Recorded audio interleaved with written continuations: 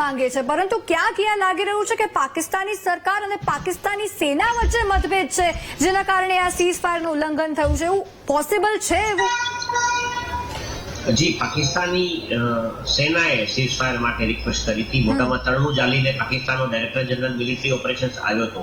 એટલે જે કંઈ તાલમેલ નો વાંધો છે કે પછી જે violations of senior officers guidelines, એટલે જેને કહેવાય કે વિદ્રોહ સૈન્યમાં જે થઈ રહ્યો છે એ પાકિસ્તાની સૈન્યમાં થઈ રહ્યો છે.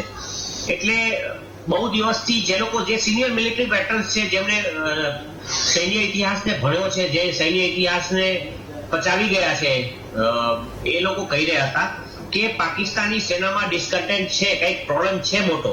અસીમ મુનીર વિરુદ્ધ વિદ્રોહની જ્વાળાઓ ભડકી રહી છે. અસીમ મુનીર ઢીલો પડી રહ્યો હતો ભારતની વિરુદ્ધ, અને પાકિસ્તાનને અંદર રહેલા વધારે હાર્ડલાઇનર, પાકિસ્તાનમાં કટ્ટરપંથીઓની પણ અલગ અલગ પ્રકારની જમાતો છે, ઓછા કટ્ટરપંથી ને થોડા વધારે કટ્ટરપંથી, અને એકદમ સુસાઇડ કરી લે બોતેર હુરોને મળવા માટે એવા કટ્ટરપંથી, આવા બધા સેનામાં પણ રહેલા છે.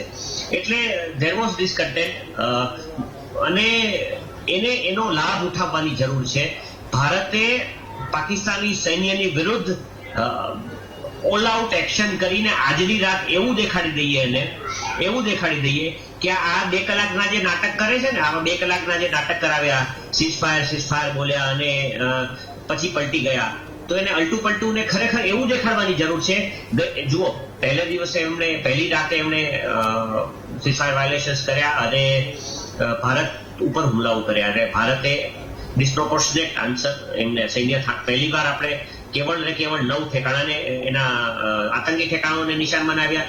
બીજા દિવસે પાકિસ્તાને જ્યારે વળતો હુમલો કર્યો ત્યારે ભારતે એના સૈન્ય ઠેકાણાઓને, સૈન્ય કેપેબિલિટીઝને નિશાન બનાવી, કેમ કે એ આવશ્યક હતું. પછી પાકિસ્તાને ફરીવાર ગઈકાલે રાત્રે અવરચંડાઈ કરી, એટલે સવાર પાછી આપણા પાકિસ્તાનમાં અલગ અલગ જગ્યાએ ધુમાડાઓ નીકળ્યા. લાહોર, રાવલપિંડી, એના 6 થી 7 સૈન્ય ઠેકાણાઓ, 3 થી 4 એરબેઝ, અને આપણે જોયું કે એના રનવે ઉપર કેવો 30-40 ફૂટનો ખાડો પડી ગયો હતો આપણા બોમ્બિંગને લીધે.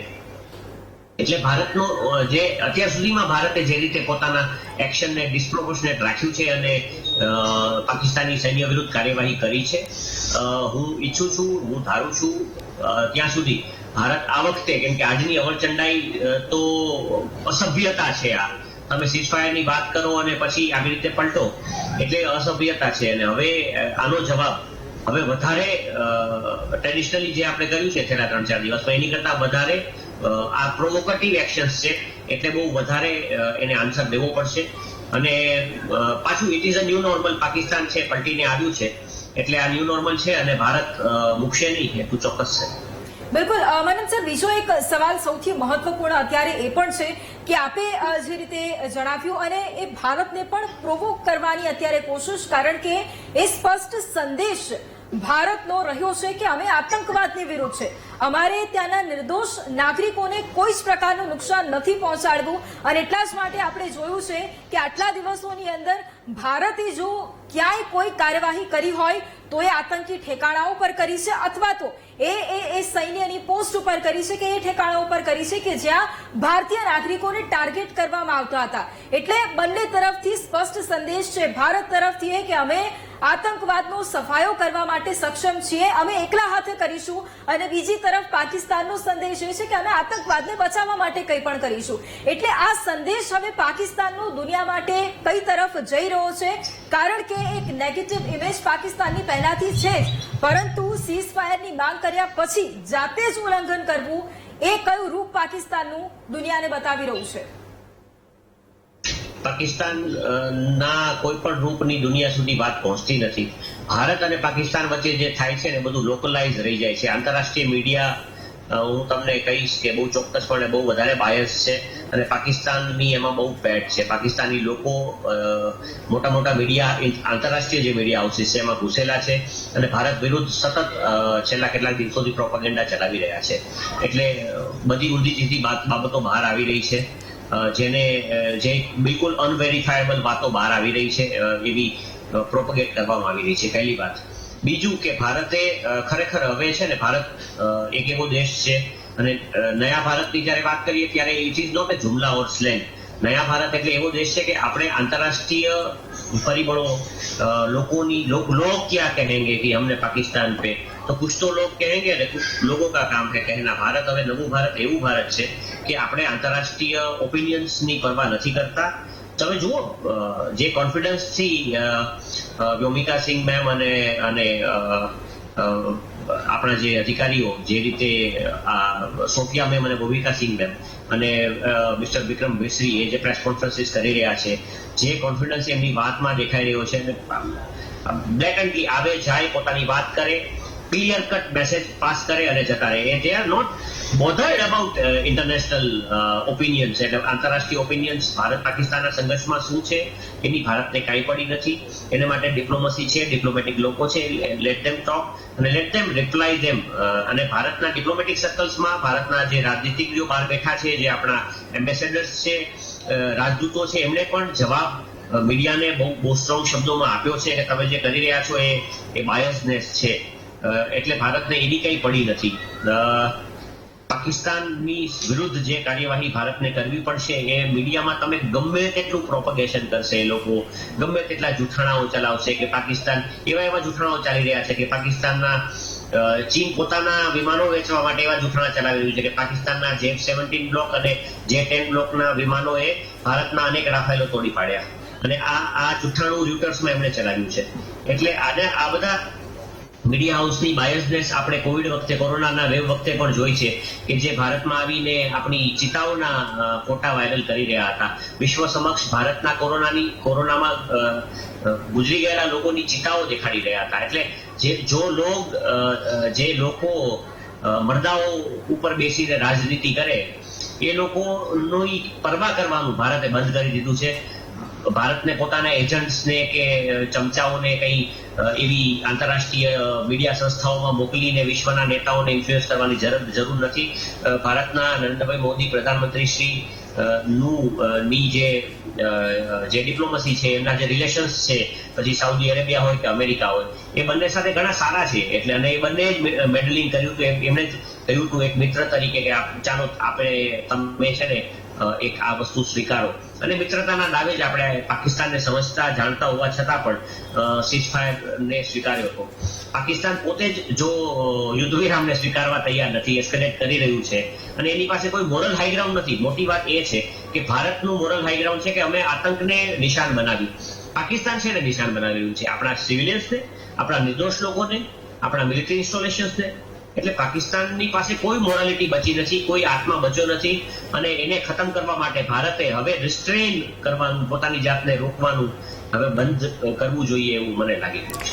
બિલકુલ મનનજી, આપ અમારી સાથે જોડાયેલા રહેશો। જે હાલ મહત્વપૂર્ણ સમાચારો પ્રાપ્ત થઈ રહ્યા છે, પાકિસ્તાનની નાપાક ઇરાદાઓને પુરવાર કરતા આ સમાચારો જે મળી રહ્યા છે, અમે આપને જણાવીશું। આ અલગ અલગ દ્રશ્યો છે, બીએસએફના જવાનો ક્યાંક જડબાતોડ જવાબો આપી રહ્યા છે। જે દ્રશ્યો જોવા મળી રહ્યા છે વૈભવી, કે અનેક જગ્યાએ પાકિસ્તાની ડ્રોન જોવા મળ્યા છે અને એમાંથી ઘણી જગ્યાએ પાકિસ્તાની ડ્રોનને તોડી પાડવામાં પણ આવ્યા છે। પરંતુ જ્યાં પણ ફરી એકવાર પાકિસ્તાની ડ્રોન જોવા મળ્યા છે ત્યાંના લોકોની ઊંઘ ઉડી ગઈ છે, ત્યાંના લોકો ફરી એકવાર ડરી ગયા છે કે પાકિસ્તાન શું હુમલો કરશે। પરંતુ ક્યાંક બીજી તરફ એમને ભારતીય સેના પર, ભારતીય ડિફેન્સ સિસ્ટમ પર વિશ્વાસ પણ છે, કારણ કે અનેક એવા ડ્રોન કે જે આપણે ફરી એકવાર એર ડિફેન્સ સિસ્ટમે તોડી પાડ્યા છે અને પાકિસ્તાનને બીજી તરફ એવો જવાબ આપ્યો છે કે પાકિસ્તાન વિચારતું થઈ જાય કે આ સીઝફાયરનું ઉલ્લંઘન અમે કેમ કર્યું। અનેક જગ્યાના દ્રશ્યો છે, માત્ર 4 કલાકમાં સીઝફાયરનું ઉલ્લંઘન કરીને કચ્છ હોય, જમ્મુ કાશ્મીરના અનેક એવા વિસ્તારો હોય, સાથે રાજસ્થાનનું બાડમેર હોય, જેસલમેર હોય, પોખરણ હોય, અનેક જગ્યાએ કચ્છમાં જખૌ, હરામીનાળા કે જ્યાં પાકિસ્તાની ડ્રોન ઉડતા દેખાયા છે। પરંતુ એ ચાઇનાનો માલ વધુ ટકતો નથી, કારણ કે ભારતીય એર ડિફેન્સ સિસ્ટમ એટલી સજ્જ છે વૈભવી કે એ ડ્રોન દેખાય ને જો કંઈ લાગે હુમલો કરે છે એને તોડી પાડે ને ભારતીય લોકોની સુરક્ષા માટે સજ્જ આપણી એર ડિફેન્સ સિસ્ટમ। બિલકુલ, અને એટલા જ માટે આ અલગ અલગ દ્રશ્યો આપ જોઈ રહ્યા છો કે અલગ અલગ સરહદીય વિસ્તારો છે કે જ્યાં પાકિસ્તાની ડ્રોન તો દેખાયા છે, પરંતુ એ ડ્રોનને તોડી પાડવામાં આવ્યા છે, સીઝ ફાયરનું ઉલ્લંઘન કરવામાં આવ્યું છે। મહત્વપૂર્ણ સમાચાર હાલ પ્રાપ્ત થઈ રહ્યા છે કે જે બ્રેકિંગ ન્યૂઝ અમે આપને દર્શાવવા જઈ રહ્યા છે પાકિસ્તાનની નાપાક હરકતનો પુરાવો અને સામે ગૃહ રાજ્યમંત્રી Harsh Sanghavi state emergency operation centre પહોંચ્યા છે. મહેસૂલ વિભાગના અધિક મુખ્ય સચિવ જયંતિ રવિ પણ બેઠકમાં હાજર છે કારણ કે ગુજરાતમાં કચ્છમાં 2 જગ્યાએ પાકિસ્તાની ડ્રોન દેખાય છે. ગાંધીનગરમાં અધિકારીઓ સાથે બેઠકોનો દોર શરૂ થઈ ગયો છે કારણ કે ફરી એકવાર સતર્ક મોડ પર આપણે આવી ગયા છે. એલર્ટ મોડ પર ગુજરાત આવી ગયું છે કારણ કે ગુજરાત બનાસકાંઠા હોય કે કચ્છ હોય સરહદી વિસ્તાર કે જે પાકિસ્તાનીઓના ટાર્ગેટ પર હોઈ શકે છે જેને લઈને ગૃહ રાજ્યમંત્રી પણ એક્શન મોડમાં આવ્યા છે અને ગાંધીનગરમાં અધિકારીઓ સાથે બેઠકોનો દોર પણ શરૂ થઈ ચૂક્યો છે. ગુજરાતીઓની સુરક્ષા માટે બેઠકોનો દોર શરૂ થઈ ચૂક્યો છે. ગૃહ રાજ્યમંત્રી સ્ટેટ ઇમરજન્સી સેન્ટર પહોંચી ગયા છે અને મહેસૂલ વિભાગના અધિક મુખ્ય સચિવ જયંતિ રવિ પણ બેઠકમાં હાજર છે. વૈભવી બિલકુલ, એટલે તંત્ર પણ એટલું જ સજ્જ છે અને ગાંધીનગરમાં અધિકારીઓ સાથે બેઠકની શરૂઆત પણ થઈ ગઈ છે. એક બાદ એક અપડેટ અમે આપના સુધી પહોંચાડી રહ્યા છે. જામનગરમાં બ્લેકઆઉટના આદેશ આપી દેવામાં આવ્યા છે. આજ સાંજથી જ લોકોને એ આશા હતી કે બ્લેકઆઉટ નહીં થાય, પરંતુ હવે જે એક બાદ એક સરહદીય વિસ્તારોમાં ડ્રોન દેખાવાની શરૂઆત થઈ છે તેને લઈને આ મહત્વપૂર્ણ અપડેટ અમે આપના સુધી પહોંચાડી રહ્યા છે કે જામનગરમાં પણ બ્લેકઆઉટના આદેશ આપી દેવામાં આવ્યા છે. લોકોને કહેવામાં આવ્યું છે અને સૌથી મહત્વની વાત, સ્વયંભૂ લોકો બ્લેકઆઉટ કરી રહ્યા છે. વધુ એક મહત્વ સમાચાર જામનગરમાં બિલકુલ, અને ન માત્ર જામનગર પરંતુ પાટણ જિલ્લામાં પણ બ્લેકઆઉટના આદેશ છે. સાથે કચ્છમાં પણ એવી જ પરિસ્થિતિ. સુરક્ષાને ધ્યાનમાં રાખીને જામનગરમાં પણ બ્લેકઆઉટના આદેશ આપી દેવામાં આવ્યા છે. જામનગર હોય, પાટણ જિલ્લો હોય, બનાસકાંઠા, કચ્છ, ગુજરાતના તમામ સંવેદનશીલ જે વિસ્તારો છે, જિલ્લાઓ છે કે જ્યાં સ્વયંભૂ લોકો પણ બ્લેકઆઉટનું પાલન કરી રહ્યા છે અને સેનાનો પૂરતો સાથ આપી રહ્યા છે. પરંતુ સાથે ક્યાંક લોકોમાં ડરનો માહોલ પણ છે. જામનગરની જ આપણે વાત કરીએ કે જામનગરને લઈને અનેક ફેક ન્યૂઝ પણ વાયરલ થયા હતા. જામનગર ક્યાંક સંવેદનશીલ ગણવામાં આવતું હોય, સુરક્ષાને ધ્યાનમાં રાખીને જામનગરમાં પણ બ્લેકઆઉટના આદેશ આપી દેવામાં આવ્યા છે. ગુજરાત ક્યાંક ટાર્ગેટ હોય તેવું જોવા મળ્યું છે. વધુ એક મહત્વનો સમાચાર, પાકિસ્તાન સેના અને સરકારમાં એક મતભેદ જોવા મળી રહ્યો છે અને અત્યારે અમે સીઝ ફાયર માટે તૈયાર હતા તેવું ઉપપ્રધાનમંત્રીનું કહેવું છે. આ એ જ ઉપપ્રધાનમંત્રી છે કે જે બપોરે ભીખ માંગતા હતા, શાંતિની ભીખ માંગતા હતા. પાકિસ્તાનની જે ઉપવડાપ્રધાન છે તેમનું નિવેદન અને પાકિસ્તાન સેના અને સરકારમાં જે મતભેદ જોવા મળ્યો છે, સેનામાં પણ 2 ભાગ છે. અમે સીઝફાયર માટે તૈયાર હતા તેવું પણ ઉપપ્રધાનમંત્રીનું કહેવું છે અને આ એ જ વ્યક્તિ છે ઇસ્હાક ડાર કે જેમણે એ નિવેદન આપ્યું હતું કે ભારત જો કાર્યવાહી કરશે તો અમે જવાબ આપીશું, પરંતુ જો ભારત શાંતિ રાખશે તો અમે શાંતિ રાખીશું. પલટી ગયા છે. ભલે મહત્વના સમાચાર, ભારત પાકિસ્તાન તણાવ વચ્ચે ચીનનું સૌથી મોટું નિવેદન સામે આવ્યું છે. ચીન દ્વારા કહેવામાં આવ્યું છે અમે પાકિસ્તાન સાથે ઊભા છીએ.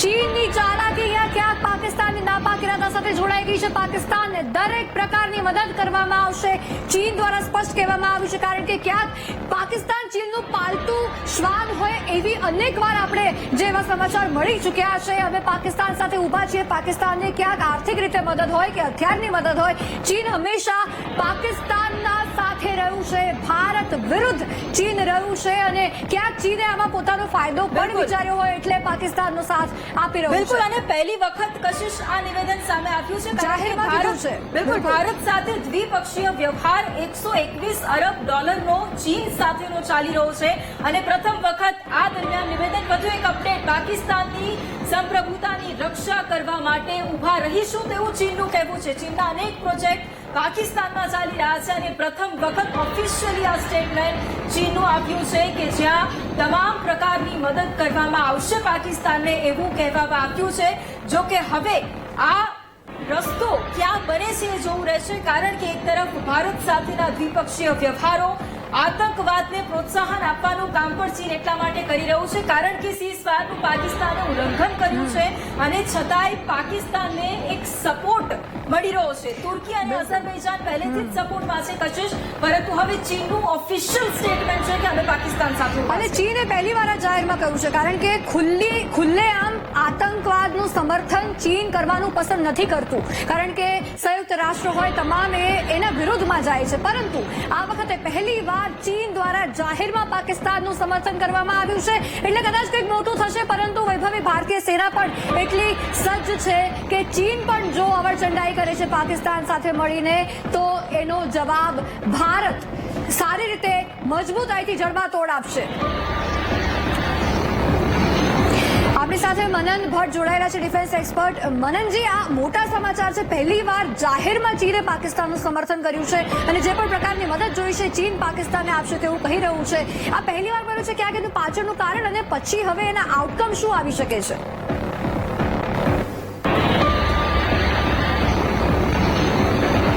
આપનો અવાજ નથી આવી રહ્યો.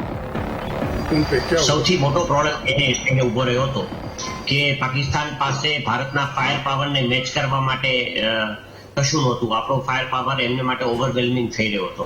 એટલે પાકિસ્તાન ને સપોર્ટની તાતી જરૂર હતી. અમેરિકાએ પાકિસ્તાનનું નાક દબાવ્યું એટલે પાકિસ્તાન સીઝફાયરની વાત ત્યાર પૂરતી તો કરીને એમને પ્રેસિડેન્ટને હા પાડી દીધી અને કોલ ને બધું થયું. પરંતુ એક રીતે જોવા જાવ તો ચીન, એક તરફ ચીન અને પાકિસ્તાન છે, બીજી તરફ ભારત અને અમેરિકા છે. અને આ બધું કેવું છે કે સાઉથ ઈસ્ટ એશિયામાં આ બધા રાજકીય સમીકરણો ઘણા સમયથી રચાયા છે. ભૂરાજકીય સમીકરણો જેને કહેવાય, એ રચાયેલા હતા. એમાં ચીન પોતાના જે ઇન્ટરેસ્ટ હતા, એના બિઝનેસ ઇન્ટરેસ્ટ, એને લીધે પાકિસ્તાનની સમર્થનમાં નહોતું આવી રહ્યું શરૂઆતના તબક્કામાં, એવું આપણને લાગી રહ્યું હતું. પણ હવે જ્યારે ચીન ખુલ્લેઆમ પાકિસ્તાનના સમર્થનમાં આવ્યું છે ત્યારે ભારતે જે ટિકટોક બેન કરીને આપણે ઉભા રહી ગયા હતા, રોકાઈ ગયા હતા, એને બદલે we have to go beyond TikTok. કદાચ આપણો જે બિઝનેસીસ અને આપણા બિઝનેસ હાઉસીસ બધા બહુ સ્વાર્થી છે. આપણી ઇકોનોમીને અસર થશે આપણે ચીન પાસેથી જો સામાન લેવાનો બંધ કરશું તો, ચીનનો બહિષ્કાર કરશું તો. પણ એ જરૂર તો છે ચીનનો બહિષ્કાર કરવાનું, લોકોને કહેવું અને સોશિયલ મીડિયામાં ઉડાવવું, અને હકીકતે ગવર્મેન્ટ દ્વારા ચીન તરફથી બધો અટકાવવા માંગીશું. હાલ મહત્વપૂર્ણ સમાચાર પ્રાપ્ત થઈ રહ્યા છે. એક તરફ ચીનનું પાકિસ્તાનને ખુલ્લેઆમ સમર્થન. જમ્મુ કાશ્મીરના નાગરોટામાં જે ન્યૂઝ એજન્સી એએનઆઈના હવાલાથી જે મહત્વપૂર્ણ જાણકારી મળી રહી છે કે જમ્મુ કાશ્મીરના નાગરોટામાં આર્મી કેમ્પ પર હુમલો કરવામાં આવ્યો છે. એટલે હવે પાકિસ્તાની સેના ભારતીય સેના પર હુમલો કરી રહી છે. ન્યૂઝ એજન્સી એએનઆઈના હવાલાથી આ જાણકારી મળી છે. નાગરોટામાં આર્મી કેમ્પ પર પાકિસ્તાની સેના દ્વારા હુમલો કરવામાં આવ્યો છે. ક્યાંક ચીનનું સમર્થન એ પાકિસ્તાનને પાવર આપે છે કે નાપાક હરકતો એ બેફામ થઈને, ચિંતા મુક્ત થઈને કરી શકે. ક્યાંક પાકિસ્તાન સરકાર પણ આના સમર્થનમાં નથી, તેમ છતાં પાકિસ્તાની સેના આ વસ્તુ કહી રહી છે. વધુ એક અપડેટ સામે આવી રહ્યા છે કે જમ્મુ કાશ્મીરના નાગરોટામાં આર્મી કેમ્પ પર આતંકી હુમલો કશિશ જે અપડેટ સામે આવી રહ્યું છે, અને કદાચ પાકિસ્તાને સાંભળ્યું નહીં હોય કે ભારતે શું કીધું છે. હવે આ act of war, act of terror નહીં પરંતુ એક્ટ ઓફ વોર, અને અત્યારે પાકિસ્તાને સાબિતી આપી દીધી છે કે અમે આતંકવાદને પ્રોત્સાહન આપી રહ્યા છે. આ સૌથી મોટી ખબર અત્યારે આપ જોઈ રહ્યા છો કે આર્મી કેમ્પ પર આતંકી હુમલો, સમર્થન ચીનનું મળી ગયું છે. એટલે પાકિસ્તાન હવે કોશી રહ્યું છે. અને આપણે એ પણ તસવીરો કશિશ જોઈ હતી કે જ્યારે એ પાકિસ્તાની કેમ્પ પર ભારતે હુમલો કર્યો હતો ત્યારે પાકિસ્તાનની સેના ત્યાં હાજર હતી. એ બોલતો પુરાવો કશિશ એ સમયે પણ આવ્યો હતો સામે, અને આ વધુ એક પુરાવો અત્યારે સામે આવ્યો છે. બિલકુલ, આપણી સાથે મનન ભટ્ટ જોડાયેલા છે. મનનજી, હવે આતંકી હુમલો થયો છે. ભારતે સ્પષ્ટ કહ્યું હતું કે act of terror means act of war, અને આ નારકોટા આર્મી કેમ્પ પર આતંકી હુમલો એટલે હવે ભારત પાકિસ્તાન વચ્ચે યુદ્ધ નિશ્ચિત છે. ક્યાંક ચીન ખુલ્લેઆમ સમર્થન કરશે. ભારતે કેટલી ચિંતા કરવાની જરૂર રહેશે કે કેમ? ના, ભારતે ચીનના સમર્થનમાં, ચીનના આવ્યાથી ભારતે ચિંતા કરવાની નહીં. હું ચિંતા એ શબ્દ નહીં વાપરું. આપણા કન્સર્ન્સ તો રહેશે. દુશ્મન દેશની સાથે જ્યારે બીજો કોઈ દેશ ઉભો રહે ત્યારે ભારતને કન્સર્ન થવાનું સ્વાભાવિક છે. અને જ્યારે આપણે ઓલરેડી એ દેશ સાથે સંઘર્ષરત છીએ, એનો અર્થ એમ કે એ યુદ્ધમાં બે પક્ષો બનીને ઉભા રહી ગયા છે. એક પક્ષે ભારત છે, બીજી પક્ષે ચીન છે. હવે જ્યારે ચીન ખુલ્લેઆમ સમર્થનમાં આવ્યું છે, નું સમર્થન ખાલી શબ્દો છે કે પછી ચીન ઓપનલી એની સેનાનો સપોર્ટ કરે છે કે પાકિસ્તાનને વેપન્સ આપે છે? જો પાકિસ્તાનને ચીન ખુલ્લેઆમ શસ્ત્રોની મદદ કરે તો ભારત ચીન વિરુદ્ધ શું એક્શન લેશે એ જોવા જેવું રહ્યું. આ બધી બાબતો કોમ્પ્લેક્સ છે. જીઓપોલિટિકલ બાબતો એટલી ઇઝી, આસાન નથી હોતી. પરંતુ જો ચીન અને પાકિસ્તાન સૈન્યની દ્રષ્ટિએ સાથે આવે તો શું અમેરિકા ચીનને પોતાનો એડવર્સરી ગણે છે? શું એ ભારતની સાથે ઊભું રહેવાનું છે?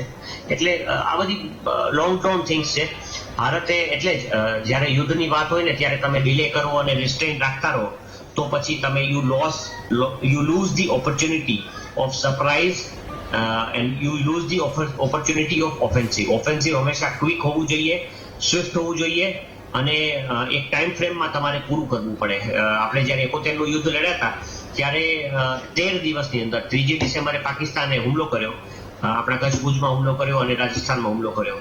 16મી ડિસેમ્બરે 1971ના રોજ ભારતે એ યુદ્ધ પૂરું કરી નાખ્યું હતું અને પાકિસ્તાનના 2 ટુકડા કરી નાખ્યા હતા.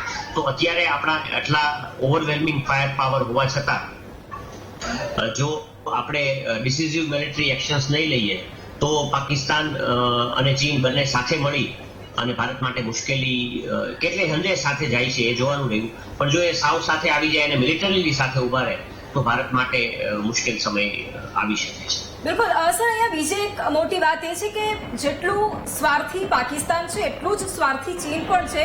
પોતાના ફાયદાઓ સ્વાભાવિક રીતે વેપારી દ્રષ્ટિએ પણ કદાચ જોશે આગળ. અત્યારે નિવેદન આપ્યું છે એટલે ચીન ઉપર વધારે ભરોસો થાય તેમ નથી. પણ બીજી એક મહત્વપૂર્ણ વાત આપણે એ પણ જોયું છે કે છેલ્લા અમુક વર્ષોની અંદર 80% જેટલા પણ શસ્ત્રો પાકિસ્તાને ખરીદ્યા છે એ ચીન પાસેથી ખરીદ્યા છે કે ભારત જેને તોડી રહ્યું છે, પછી એ એવેક્સ હોય કે તેના ફાઇટર જેટ હોય, એ બધું જ ભારત તોડી પાડી રહ્યું છે. 3 દિવસની અંદર જ આપણે જોયું છે.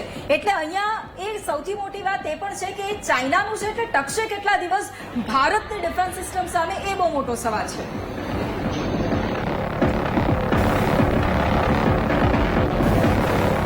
કે આ છે ને જિંગોઇઝમ એક વાત છે કે આપણે બધું તોડી પાડ્યું અને હકીકત એટલે કે ફોગ ઓફ વોર જેને કહેવાય ને, યુદ્ધના સમયે આપણે હંમેશા એવો દાવો કરવો જ જોઈએ કે આપણે દુશ્મનને બરાબર રોકી રહ્યા છીએ અને બધું તોડી પાડી રહ્યા છીએ.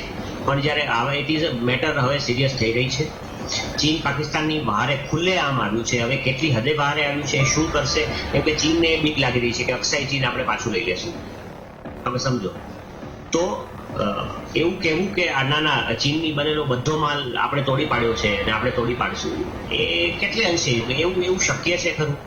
100% ચીનનો બનેલો માલ, ચીનના બનેલા ડિફેક્ટિવ પાર્ટ્સના રિપોર્ટ્સ આવ્યા છે. જુઓ, હું એમ નહીં કહું કે ના, ડિફેક્ટિવ પાર્ટ્સના રિપોર્ટ આવ્યા છે. ચીનની HQ9 સિસ્ટમમાં ડિફેક્ટિવ પાર્ટ્સના રિપોર્ટ, પણ મેં પોતે 2022ની અંદર DNA માટે આર્ટિકલ લખ્યો હતો. અત્યારે પણ મારી પાસે રિપોર્ટ્સ, કન્ફર્મ રિપોર્ટ છે કે ચીન પાકિસ્તાનને જે ટેન્ક્સ આપી હતી એ ટેન્ક્સના સ્પેર પાર્ટ્સ એને જે મોકલ્યા એ બધા ડિફેક્ટિવ અને ડુપ્લિકેટ હતા. એટલે પાકિસ્તાને એને માટે RFP કરી તો ચાઇનાએ એ મોકલ્યું કે નહીં એ હજી ક્લિયર નથી. ને લગભગ સમાચાર એવા હતા કે ચીને મોકલવાની ના પાડી કેમ કે એમની પાસે હશે જ નહીં. એટલે ચીનની પરિસ્થિતિ કે ચીનના સ્પેર પાર્ટની પરિસ્થિતિ સારી નથી એવા રિપોર્ટ્સ તો આવ્યા છે, ચોક્કસપણે આવ્યા છે. પણ એને એન્ટાયરલી એને રાઇટ ઓફ કરી દેવો દુશ્મનને કે દુશ્મનના વિમાનોને, એ થોડું છે ને એ અતિશક્તિ હોય છે. એટલે ઊંચા અવાજે કહેવું સારું છે, મને પણ મજા આવે. પરંતુ never write off your enemy. દુશ્મનને ક્યારેય ઓછો આંકવો ન જોઈએ.